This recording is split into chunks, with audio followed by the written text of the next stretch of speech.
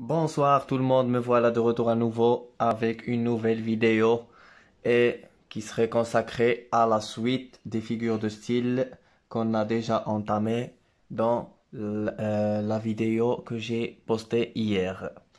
Alors, commençons notre vidéo. Comme je l'ai dit, les figures de style. Suite. Alors hier, on a défini ce que veut dire les figures de style, leur rôle, à quoi servent, comment les dégager, etc. Puis, nous sommes passés à voir la première catégorie et c'était les figures par analogie ou les figures dites analogiques. Maintenant, nous allons passer à une nouvelle catégorie, celle des figures de substitution. Des figures de substitution.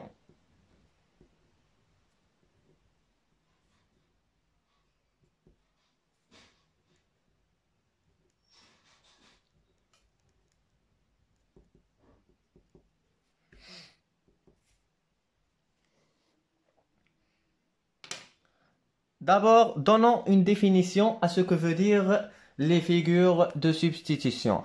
Alors, ces dernières remplacent un terme par un autre terme ou toute une expression par une autre.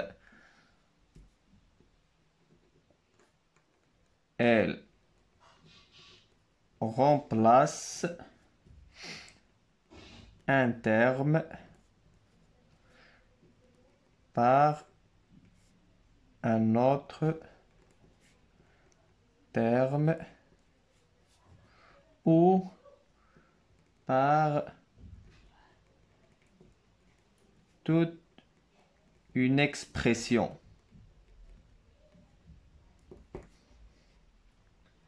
Voyons maintenant les différents types de figures de substitution. Alors, commençons par la première, à savoir la métonymie.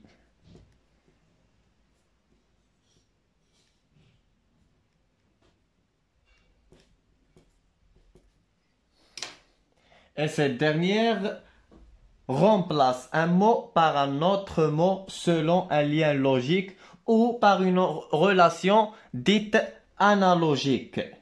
Autrement dit, au lieu de dire, je vais donner directement un exemple pour faciliter la compréhension de cette figure de style. Si je veux dire, j'ai lu le Père Goriot, vous connaissez tous le Père Goriot, c'est une œuvre de Honoré de Balzac. Alors au lieu de lire que j'ai lu Honoré de Balzac, au lieu de dire j'ai lu le Père Goriot ou Eugénie Grandet ou autre œuvre, je vais dire j'ai lu Balzac. D'accord? Au lieu de dire je veux boire un jus d'orange ou je veux boire un cocktail, je vais dire j'ai bu ou je veux boire un verre. Au lieu de dire que le gouvernement a pris une décision, d'accord? Je vais dire c'est une décision de l'Élysée. Si je dis c'est une décision de l'Élysée, l'Élysée fait partie ou c'est un symbole du gouvernement. Alors là, commençons d'abord par définir ou par récapituler tout cela. Alors, la métonymie remplace un mot par un autre mot, bien sûr, selon un lien logique. Et ça doit y avoir une relation quand même. Alors, exemple, J'ai dit, j'ai lu Balzac. Quand je dis j'ai lu Balzac, ça veut dire que j'ai lu un ouvrage de cet écrivain. Alors, je peux aussi dire je bois un verre. Et il y a plusieurs d'autres musiques. Je peux dire d'autres exemples. Je peux dire j'écoute. Si quelqu'un me demande qu'est-ce que tu écoutes, je dis j'écoute Céline Dion. Je n'écoute pas Céline Dion. J'écoute sa musique. Alors là, je symbolise. Passons maintenant à voir la deuxième figure de style, à savoir la synecdoque.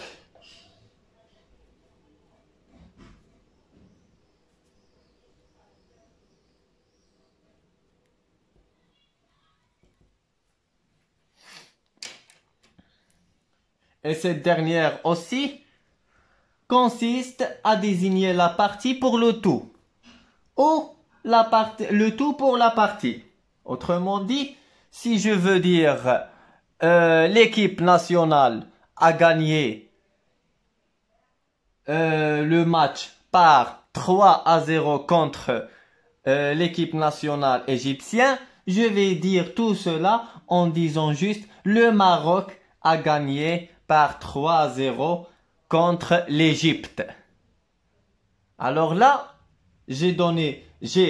quand je dis le Maroc, ça veut pas dire le pays, mais ça symbolise. Ça veut dire l'équipe nationale marocaine de football ou XY Sport a gagné le match contre qui? Contre l'Égypte. Et quand je dis l'Égypte, ça veut dire l'équipe nationale égyptienne. Alors ici, je désigne la partie par le tout. D'accord? Alors, la synecdoque consiste à désigner la partie pour le tout. Et aussi le tout pour la partie. Ainsi que la manière pour l'objet ou un autre objet et pour le général, etc. Maintenant, je donne l'exemple que je viens de citer oralement. Le Maroc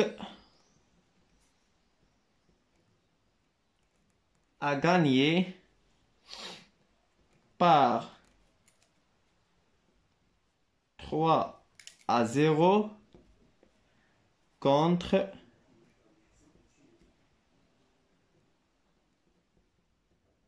l'Égypte. Et là, quand je dis le Maroc, je viens d'expliquer l'exemple. Ça veut dire l'équipe nationale marocaine. Et quand je dis l'Égypte, ça veut dire l'équipe nationale égyptienne. Passons maintenant à voir, après avoir expliqué la synecdoque, je passe à voir la périphrase. La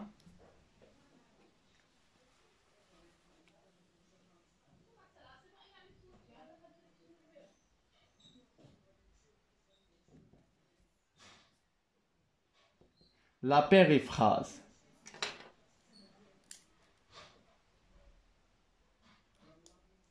Alors, la périphrase aussi, c'est presque comme les deux figures de style qu'on a étudiées maintenant. Alors, la périphrase, quant à elle, elle remplace un mot par une expression qui le définit bien sûr, qui lui donne une définition. Un simple mot peut être remplacé par les éléments de phrase plus complexes. Par exemple, pour plus de facilité, et pour éclaircir la chose, je vais donner un exemple. Au lieu de dire le lion je vais dire le roi des animaux. Et quand je dis le roi des animaux, directement, ça veut dire le lion. Quand je dis la ville des Lumières, j'ai visité la ville des Lumières. La ville des Lumières, ça veut dire Paris. Quand je dis la vie rose, ça veut dire Toulouse. Quand je dis la langue de Molière, ça veut dire le français. La langue de Shakespeare, l'anglais. Alors au lieu de dire un seul mot, je préfère utiliser des 3 ou 4 mots pour désigner cet objet ou ce mot, ce simple mot. Alors, j'ai dit, elle remplace un mot par une expression, bien sûr, qui le désigne ou le définit. Autrement dit, un simple mot est remplacé, comme je viens de le dire, par des éléments de phrases plus complexes.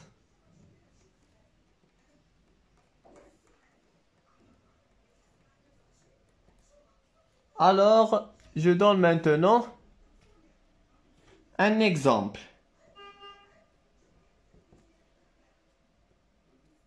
Comme je viens de le dire, j'ai visité la vie des Lumières. La deuxième phrase, la langue de Molière. Je peux aussi dire l'exemple que j'ai cité, le roi des animaux. Alors, pour la première phrase, quand je dis la vie des Lumières, ça veut dire directement Paris. Quand je dis la langue de Molière, ça veut dire le français ou la langue française. Quand je dis le roi des animaux, directement c'est le lion. Alors là, là on a étudié les figures de substitution et on remarque qu'il y a un rapprochement entre ces 3 types de figures de style. Maintenant, passons à voir une autre catégorie de figures de style, à savoir les figures de l'insistance ou de l'atténuation, où il y a une sorte d'atténuation.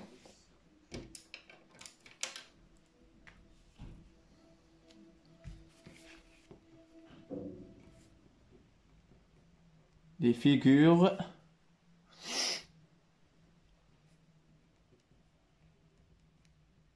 d'atténuation ou de l'insistance.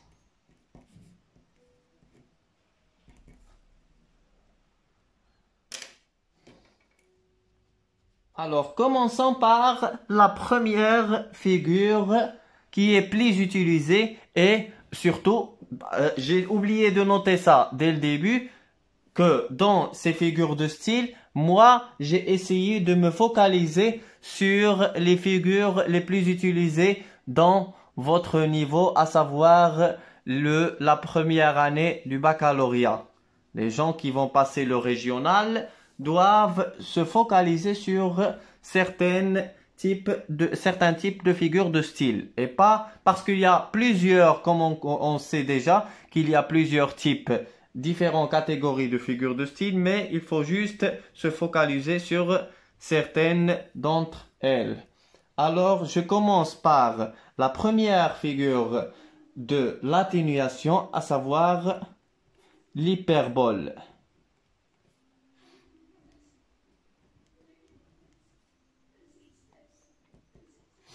Cette figure de style consiste à exprimer l'exagération.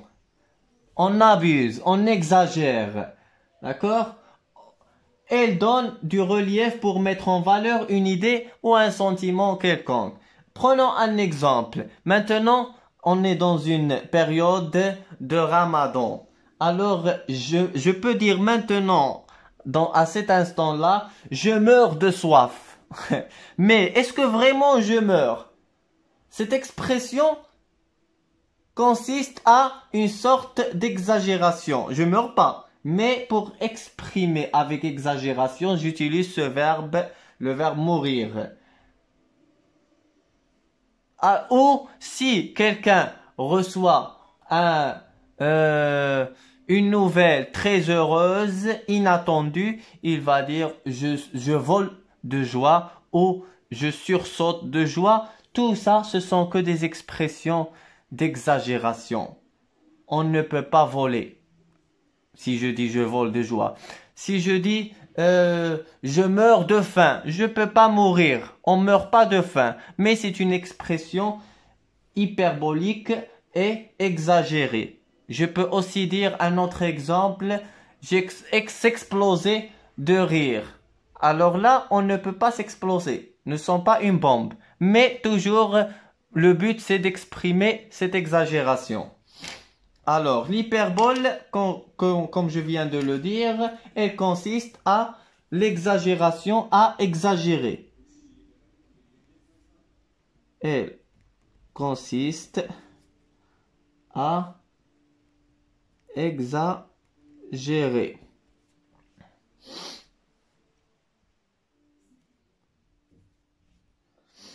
L'exemple que je viens de citer, exemple,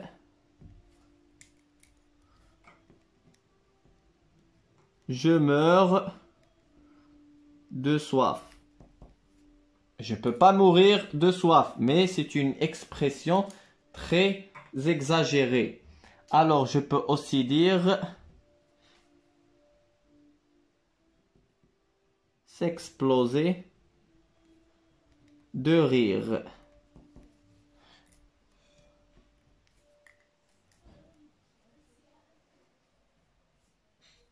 Je peux dire aussi voler ou sursauter de joie. Alors là, après avoir défini ce que veut dire l'hyperbole, j'ai donné des exemples et j'ai expliqué le rôle ou le but de cette figure de style. Passons maintenant à voir une autre figure de style, à savoir l'énumération.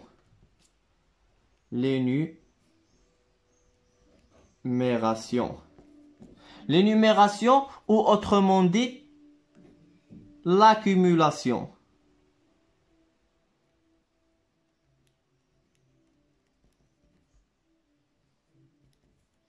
L'accumulation.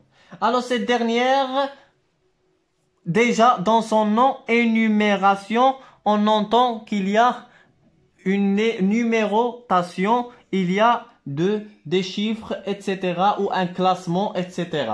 Alors, c'est une action ou cette énumération plus ou moins longue de termes.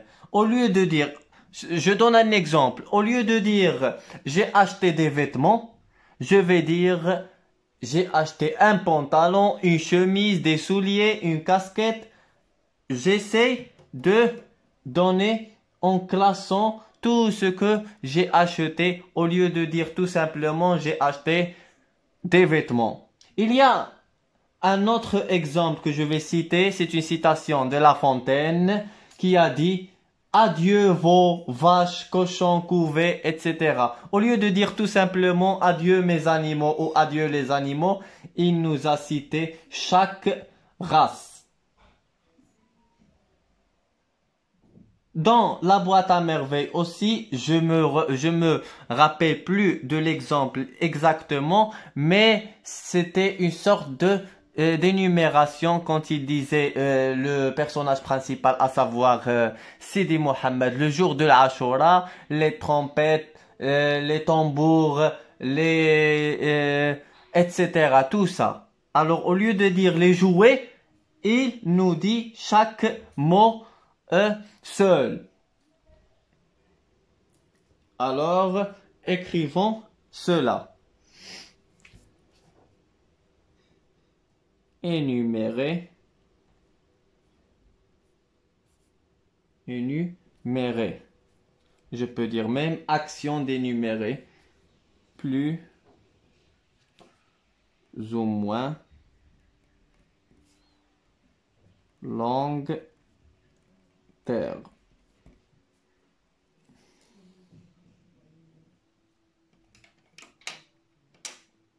Je donne l'exemple que je viens de donner.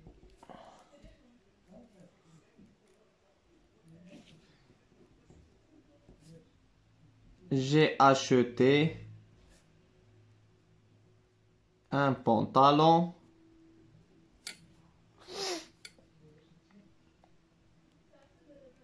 des souliers et une chemise. Et au lieu de dire tout ça, je pourrais dire juste j'ai acheté des vêtements.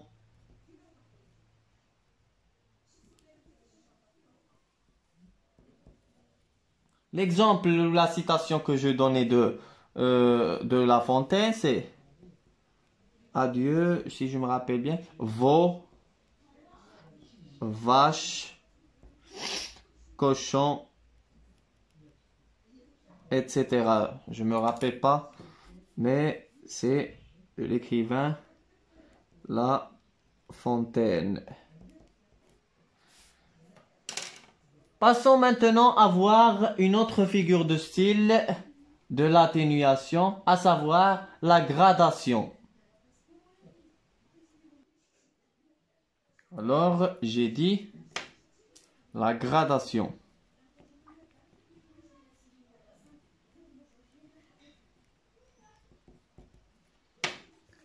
Alors, cette dernière, c'est une énumération aussi, mais de termes organisés de façon croissante ou décroissante. Écrivons ça d'abord, puis passons à voir les exemples pour mieux comprendre. Alors, c'est une énumération de termes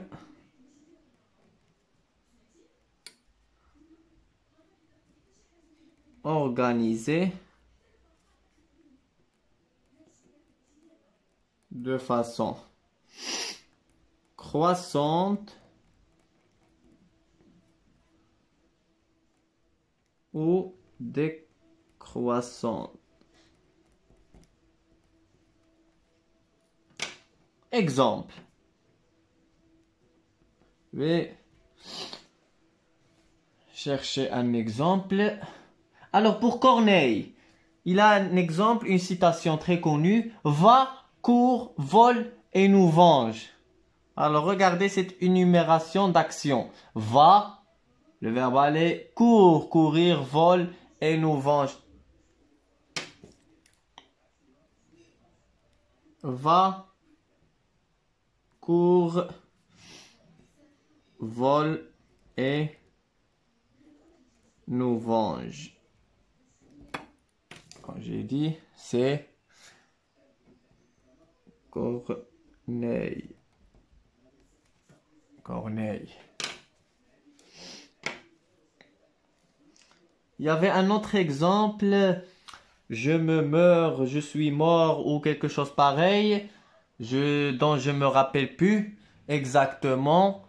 Mais c'était comme ça. Je me meurs, je suis mort. Regardez comment il y a une énumération de sorte de croissante ou décroissante. Une gradation. Une gradation. Passons maintenant à une autre figure de style, à savoir l'euphémisme. L'euphémisme.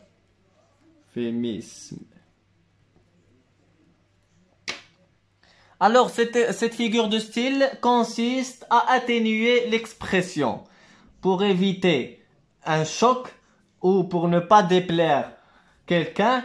On essaye de choisir une expression atténuante. Exemple, si je dis que quelqu'un est mort, au lieu de dire Jacques est mort, je dis tout simplement il nous a quittés. Il nous a quittés.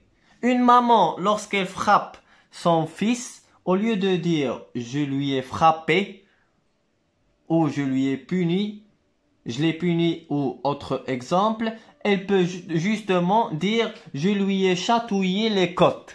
Alors ici le verbe chatouiller veut dire directement battre. Tout cela pour atténuer le choc. Au lieu de dire aveugle, je peux dire les non-voyants. Au lieu de dire il est mort ou il est malade ou quelque chose pareil, je peux dire il se repose. Alors ici, se reposer veut dire qu'il est mort, qu'il nous a quittés. Alors, comme je viens de le dire, elle consiste à atténuer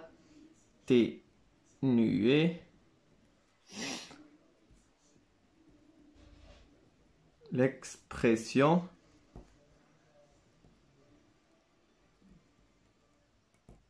d'une idée, autrement dit, ou d'un sentiment, etc. Tout cela pour éviter de choquer ou de ne pas déplaire à une personne.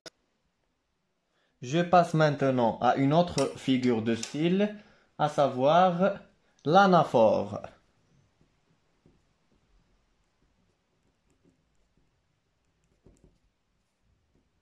L'anaphore. Je vais donner une définition à ce que veut dire cette dernière. Alors l'anaphore, on la remarque déjà vite fait et on la trouve souvent dans des poèmes, dans des textes, etc. Mais surtout dans des poèmes. Et ça consiste à trouver une répétition d'un mot ou d'une expression au début de plusieurs phrases ou de vers, etc. Et cela, comme je l'ai dit, on le remarque souvent dans des poèmes. À savoir, on remarque la répétition d'une expression au début, en tête de chaque phrase. Si je dis chaque matin, je fais et je termine ma phrase, chaque matin, je termine, chaque matin, là, cette expression de chaque matin se répète en tête de chaque début de phrase ou de vers ou autre chose. Alors, c'est la répétition. C'est la répétition de même terme en début de plusieurs phrases ou de plusieurs vers ou autre chose. Et cela pour insister ou pour souligner une idée ou une expression. Pour insister, souligner une idée.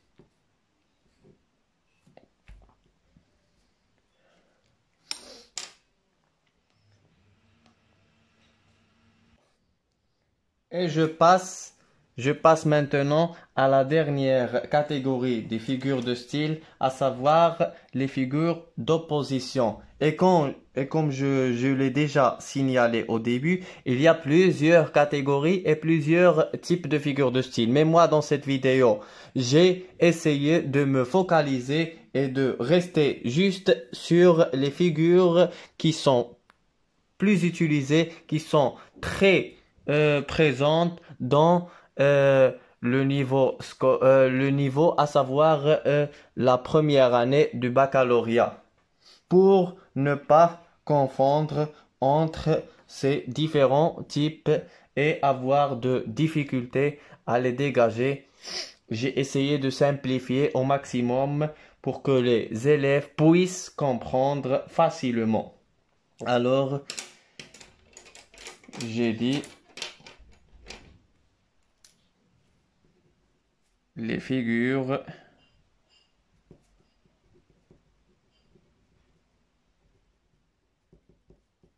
d'opposition. La première, c'est l'antithèse. Je vais commencer avec l'antithèse. Alors, l'antithèse, ça nécessite ou ça veut dire une opposition, mais très forte entre deux termes. Comme on le dit souvent en français, qui aime bien, châtie bien. Alors là, j'ai une forte opposition entre deux expressions ou deux mots dans une seule phrase. Qui aime bien, châtie bien. Comme l'a déjà dit Voltaire, ici c'était le paradis, ailleurs l'enfer. Alors le paradis et l'enfer, c'est une forte opposition entre ces deux mots ou ces deux expressions. Alors, une forte opposition entre deux termes ou deux expressions. Donc, je répète ici, dans le premier exemple, je vais donner deux exemples.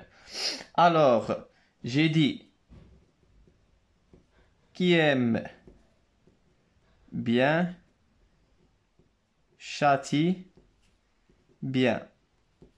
Ça, c'est le premier exemple. Le deuxième exemple, citation de Voltaire. Ici, c'est le paradis, ou c'était le paradis, la même chose. Ailleurs, c'est l'enfer. Alors, on remarque dès qu'on regarde les deux phrases, dès qu'on observe les deux phrases, on remarque qu'il y a une forte opposition entre les termes. Maintenant, je passe à une autre figure de style qui a la même but, à savoir exprimer l'opposition, c'est l'oxymore.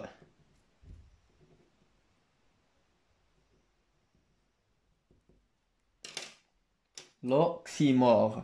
Alors, pour l'oxymore, c'est presque comme l'antithèse. Mais il y a une petite différence entre celle-ci et l'autre, à savoir, dans l'oxymore, il y a deux termes, on trouve deux termes unis grammaticalement, mais qui s'opposent par le sens, qui sont grammaticalement unis, mais le sens opposé. Le sens s'oppose. Deux termes unis. Deux termes unis grammaticalement, mais qui s'opposent par leur sens. Leur sens. Alors, et ça, pour objet de frapper l'imagination. Cette union de mots contraires frappe directement l'imagination. Alors, je donne un exemple. Exemple. Si je dis, je prends un exemple, c'était de Albert Camus qui a dit un silence assourdissant. Un silence assourdissant. Un silence.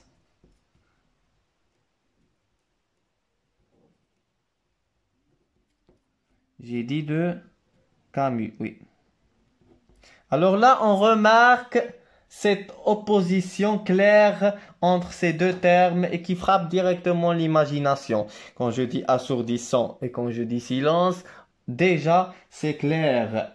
Maintenant, je passe à une autre figure de style, à savoir l'antiphrase.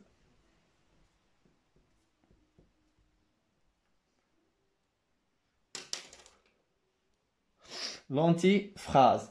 Et l'antiphrase, c'est une expression qui exprime une idée par son contraire dans une intention ironique. On dit le contraire de ce qu'on pense. Autrement dit, si je veux dire quelque chose, je dis l'inverse. Je dis le contraire de ce que je pense ou le contraire de ce que je voulais dire. Exemple. En tant que professeur, si j'ai un élève qui a eu 0 en français, je vais lui dire « Ah, voilà, Zé, tiens ta feuille, t'as eu 0, bravo !»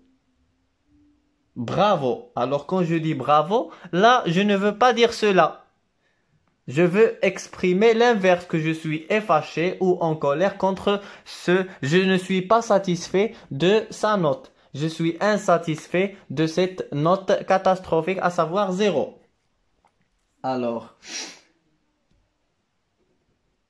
elle exprime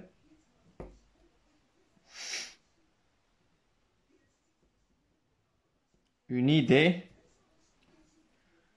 par son contraire et comme je l'ai dit, dans une intention ironique. L'ironie. On dit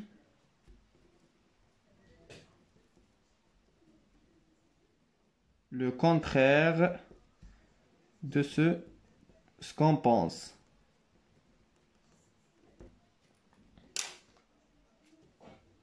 Exemple. Quand je viens de le dire, Zaid, tu as eu 0.